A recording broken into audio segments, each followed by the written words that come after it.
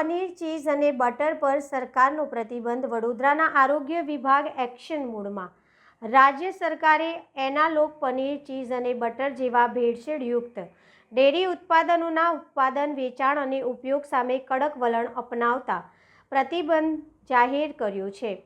સરકારના નિર્ણય બાદ વડોદરાના મહાનગરપાલિકાના આરોગ્ય વિભાગ પણ તાત્કાલિક એક્શન મોડમાં આવી ગયો છે. વડોદરા મહાનગરપાલિકાના આરોગ્ય વિભાગની ખોરાક શાખા દ્વારા આ અંગે વિશેષ બેઠક યોજવામાં આવી હતી. આરોગ્ય અમલદાર ડૉક્ટર મુકેશ વૈદ્યે ફૂડ સેફ્ટી અધિકારીઓ સાથે બેઠક કરી રાજ્ય સરકારની સૂચનાઓનું કડક પાલન કરવા જણાવ્યું હતું. બેઠકમાં શહેરના મેન્યુફેક્ચરો, ડિસ્ટ્રીબ્યુટરો, મોલ્સ, હોટલો, રેસ્ટોરન્ટ અને અન્ય ખાદ્ય વ્યવસ્થા સાથે સંકળાયેલા એકમોમાં સઘન ચેકિંગ હાથ ધરવામાં આવ્યું હતું. એનાલોગ પનીર, ચીઝ અને બટરનો ગેરકાયદેસર ઉપયોગ કે વેચાણ ન થાય તેની ખાસ દેખરેખ રાખવાનો આદેશ આપવામાં આવ્યો છે. આ કામગીરીને વધુ અસરકારક બનાવવા માટે શહેરને 4 ઝોનમાં વહેંચી 4 અલગ અલગ ટીમોની રચના કરવામાં આવી છે. દરેક ટીમ પોતાના ઝોનમાં નિયમિત તપાસ કરશે અને નિયમોનો ભંગ કરનાર સામે કાયદેસરની કાર્યવાહી કરશે. આરોગ્ય વિભાગના અધિકારીઓએ જણાવ્યું કે ગ્રાહકોના સ્વાસ્થ્ય સાથે કોઈપણ પ્રકારનું સમાધાન કરવામાં આવશે નહીં. જો કોઈ વેપારી કે સંસ્થા પ્રતિબંધિત એનાલોગ ડેરી ઉત્પાદનોનું ઉત્પાદન, વેચાણ અથવા ઉપયોગ કરતી ઝડપાશે તો તેની સામે food safety and standards act હેઠળ કડક કાર્યવાહી કરવામાં આવશે. રાજ્ય સરકારના આ નિર્ણય બાદ હવે વડોદરા સહિત સમગ્ર રાજ્યોમાં ખાદ્ય સુરક્ષાને વધુ મજબૂત બનાવવા માટે તપાસ અભિયાન તેજ બનશે. ગઈકાલે રાત્રે રાજ્ય સરકાર તરફથી એનાલોગ ઉપર પ્રતિબંધ જાહેર કરવામાં આવ્યો છે. તેના અનુસંધાને વડોદરા મહાનગરપાલિકાના ફૂડ સેફ્ટી ઓફિસરની 4 ઝોનમાં 4 અલગ અલગ ટીમો બનાવવામાં આવશે. અને મેઇન જે એનાલોગ પર જે પ્રતિબંધ છે, તો એનાલોગ જો કોઈ અહીંયા સિટી એરિયામાં વપરાશ કરતો હશે, મેઇનલી મેન્યુફેક્ચરર છે, ડિસ્ટ્રીબ્યુટર છે કે રિટેલર છે, એમાં અમારું ફોકસ વધારે જે છે મેન્યુફેક્ચરર પર રહેશે કે જ્યાં પનીર કે એનાલોગ બનાવી અને સિટી એરિયામાં સપ્લાય કરતા હશે.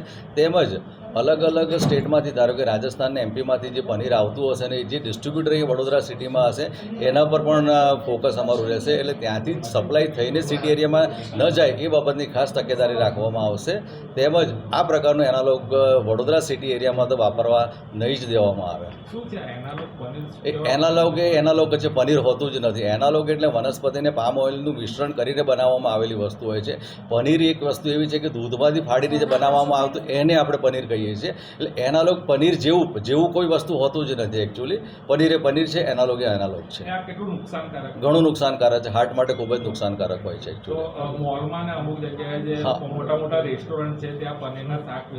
હા, એટલે એ જ કહું છું કે મેઇન જે ડિસ્ટ્રીબ્યુટર જે સિટી એરિયામાં જે સપ્લાય કરતો હશે આઈધર પનીર કે એનાલોગ, પહેલાં શરૂઆતમાં અમારું ફોકસ એના ઉપર જ રહેશે. અત્યારે સિટી એરિયામાં રેસ્ટોરન્ટ, હોટલમાં કે મોલમાં જશે પછી એ લોકો વેચશે ને, એટલે અમારું ફોકસ ડિસ્ટ્રીબ્યુટર ઉપર વધારે રહેશે. અત્યારે જે બાર્બેક્યુ હોય છે, બાર્બેક્યુમાં સૌથી વધારે હાઈએસ્ટ એ લોકો આ પનીરની આડમાં એનાલોગ આપી દે છે.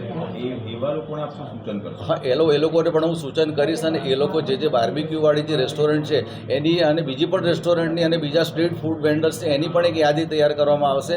અને તમામે ત્યાં સઘન કાર્યવાહી કરવામાં આવશે. અને જો એના તરફથી કોઈ એનાલોગ વસ્તુનો ઉપયોગ કરવામાં આવશે તો એના માટે FSS એક્ટ તરફથી એના વિરુદ્ધમાં કાર્યવાહી કરવામાં આવશે.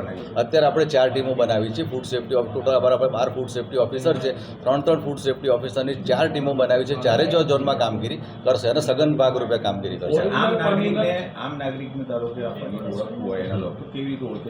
આમ નાગરિકને ઓળખવું હોય તો પનીર કેવું હોય, પનીર છે સોફ્ટ હોય છે. એકચ્યુઅલી આ જે પનીર આવે છે ખૂબ જ હાર્ડ અને રબર જેવું હોય છે. તમે ધારો કે દબાવવાનું આમ કરો તો ખુલી જતું હોય છે મોસ્ટલી.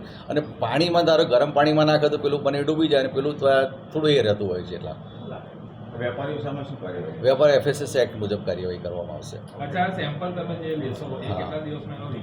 ખૂબ જ જલ્દી રિપોર્ટ આપી દેવામાં આવશે. ખૂબ જ જલ્દી રિપોર્ટ. અને અત્યારે તો જે આવું કદાચ જોવામાં આવશે ફૂડ સેફ્ટી હવે તાત્કાલિક એનો નાશ જ કરાવી દઈશું અમે લોકો અત્યારે.